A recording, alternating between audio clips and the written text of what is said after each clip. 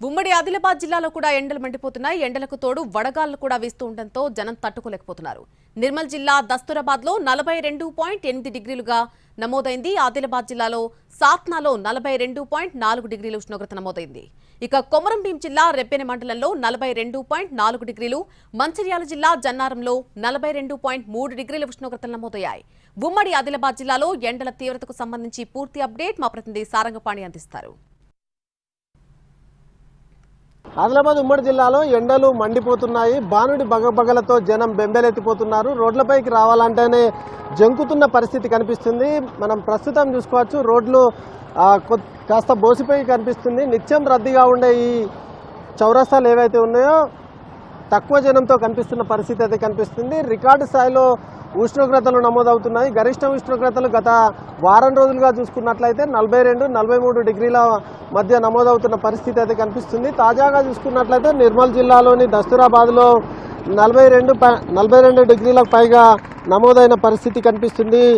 ఇటు మంచిర్యాల జిల్లా, అదేవిధంగా ఆసిఫాబాద్ జిల్లా, కొమరంభీం జిల్లాతో పాటు ఇటు ఆదిలాబాద్ జిల్లాలో రికార్డు స్థాయిలో గరిష్ట ఉష్ణోగ్రతలు నమోదవుతున్నాయి. తాజాగా చూసుకున్నట్లయితే దస్తూరాబాద్లో 42.8 డిగ్రీల గరిష్ట ఉష్ణోగ్రతలు నమోదు కాగా, ఆదిలాబాద్ జిల్లా సాత్నాలలో 42.4 డిగ్రీల గరిష్ట ఉష్ణోగ్రతలు నమోదయ్యాయి. ఇటు కొమరంభీం జిల్లా రెబ్బెనలో 42.4 డిగ్రీల గరిష్ట ఉష్ణోగ్రతలు నమోదు కాగా, మంచిర్యాల జిల్లాలో 42.3 డిగ్రీల గరిష్ట ఉష్ణోగ్రతలు నమోదయ్యాయి. పెరిగిన ఉష్ణోగ్రతలతో జనం ఇబ్బంది పడుతున్న పరిస్థితి అయితే కనిపిస్తుంది. అయితే చాలామంది తగిన జాగ్రత్తలు తీసుకొని వస్తున్నారు. మరికొంతమంది అయితే ఎండకు భయపడి ఇంట్లో నుంచి బయట అడుగు పెట్టలేని పరిస్థితి నెలకొంది. గ్రామీణ ప్రాంతాల్లో వ్యవసాయ పనులకు వెళ్లే రైతులు, రైతు కూలీలు సైతం ఇబ్బంది పడుతున్న పరిస్థితి అయితే కనిపిస్తుంది. ఉదయం వేళల్లో మాత్రమే పనులకు వెళ్తున్నారు. అయినప్పటికీ ఎండ తీవ్రత పెరిగిపోవడం కాస్త వడదెబ్బ బారిన పడుతున్న పరిస్థితి అయితే కనిపిస్తుంది. కొమరంభీం జిల్లాలో ఇద్దరు వడదెబ్బ కారణంగా ప్రాణాలు కోల్పోయినట్లుగా సమాచారం అందుతుంది. కొంతమంది మనకు అందుబాటులో ఉన్న వారితో మాట్లాడించే ప్రయత్నం అయితే చేద్దాం. సార్ చెప్పండి, ఎలాంటి జాగ్రత్తలు తీసుకోవాలంటారు? ప్రతి సంవత్సరం కంటే ఈ సంవత్సరము ఎండ తీవ్రత మరీ ఎక్కువగా ఉండేటట్టు కనబడుతుంది. ఆల్రెడీ ఆదిలాబాద్కి అన్ని మన జిల్లాలతో పోలిస్తే ఆదిలాబాద్లో అత్యధికంగా ఉష్ణోగ్రతలు నమోదయ్యేటటువంటి పరిస్థితి మనం ప్రతి సంవత్సరం చూస్తాము. ముఖ్యంగా ఈ బయట పనిచేసేటటువంటి లేబర్స్ కానివ్వండి, రైతులు కానివ్వండి, వాళ్ళకు ముఖ్యంగా, ఎందుకంటే వాళ్ళు కంప్లీట్ బయటనే ఉండాల్సి వస్తుంది కాబట్టి వాళ్ళు కూడా టైంని 11 లోపల కంప్లీట్ చేసుకొని ఈవినింగ్ మళ్ళీ 4-5 తర్వాత వాళ్ళు వాళ్ళ పనులను కంప్లీట్ చేసుకోవాల్సిన అవసరం ఉంది. మీరు ఇప్పుడు డ్యూటీకి వెళ్తున్నారా సార్? అంటే ఎట్లాంటి వాళ్ళు ట్రీట్మెంట్ నిమిత్తం వస్తున్నారు? వడదెబ్బ ఇట్లాంటివి ఏమైనా ఉందా సార్?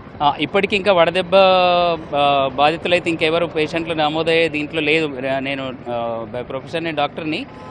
రిమ్స్కి అయితే ఇప్పటివరకు అయితే నమోదు ఏ కేసు అయితే కాలేదు. కాకపోతే వడదెబ్బ తగిలేటటువంటి పరిస్థితిలో ఏదైతే పేషెంట్కి సిమ్టమ్స్ స్టార్ట్ అయిపోతాయో వాళ్ళు వెంటనే చల్లని ప్రదేశానికి వెళ్ళాలి.